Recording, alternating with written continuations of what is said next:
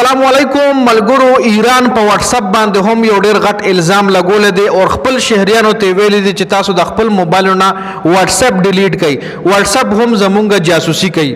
ایران په واتس اپ باندې چې کوم الزام لګول دی او په جواب کې ورته د واتس اپ د طرف کوم جواب ملو شوی دی پاغه باندې په دې ویډیو کې ډیټیل سره خبره کو.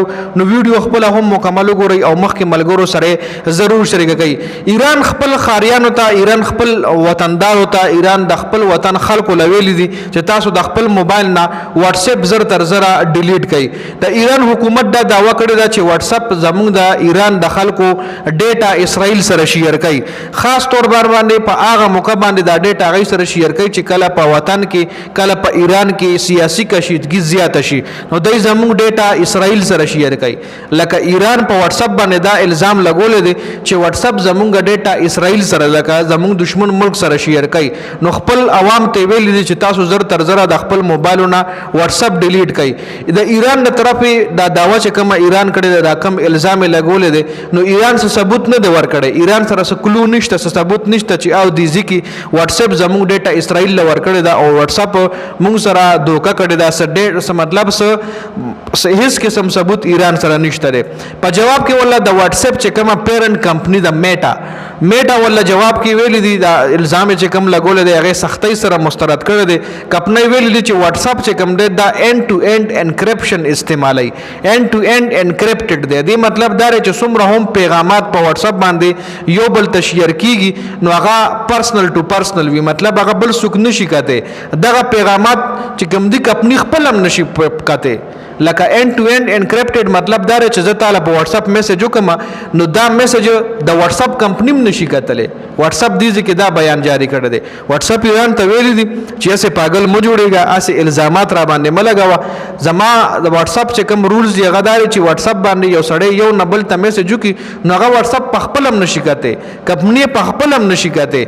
میټا مطابق صارفین چې کوم دی لوکیشن یا د غي ذاتی معلومات چې کوم دی واتس اپ نه جمع کوي.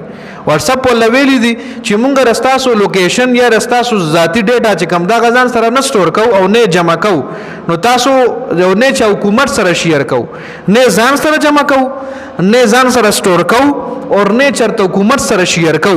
کپنۍ خبردار کړی دي چې دا کم ایران الزامات لګول دي نو دا اس دی په واتس اپ بلاک کولو کوشش دی. ایران وای په ماضی کې هم په سوشل میډیا پلیټ فارمز باندې پابندیاں لګول دي. په 2022 کې چې کوم مظاهره په ایران کې کېدې نو پای کې په واتس اپ او په ګوګل پلی باندې ایران کې پابندي لګېدلې و چې هغه بیا په 2023 کې هغه نه پابندي ختم کړل شو. دغه په باوجود هم ایران کې واتس اپ ډېر په غټه پیمانه باندې استعمالېږي. نن سبا واتس اپ په پاکستان کې مهار سره استعمالي. مخکې با خلکو ټیکس میسجز یو بل لکول لکه 90s چې کوم خلک ته لبیا شي خلکو به د میسج او پیکیجز لګول د ټیکس میسجز هغه نه پس چې کله واتس اپ راغو نن سبا خلک چې عام خبره یو که ضروري خبره که هر سی په واتس اپ باندې لګي که ډیره ضروري خبره می په واتس اپ ولا میسج وکي او بیا دا مو چې لکه آنلاین نه صبر وکړي چې آنلاین چې زما میسج وو ګوري. نو نن سبا واتس اپ په ټوله دنیا کې ډیر زیات پاپولر دی او میکسیمم خلک دا یوز کوي. نو ایران چې کوم دا الزام لګول دی په هغه باندې ولا د واتس اپ کمپنۍ خو مکمل کلیریفیکیشن ورکړی چې اسه الزامات ملګو مونږ رستاسو ډیټا نه ځان سره سیو کو نه چې حکومت ل ورکو او نه مونږ له داغه ډیټا پته لګي. نو تاسو دې حواله سره لري د ایران دا چې کوم الزام دی آیا واقعي دا بے بنیاد دی کنا واتس اپ حقیقت کې د ایران ډیټا پټا کړی دا اسرائیل له ور کړی دا نو کمنټ لازم یو کوي.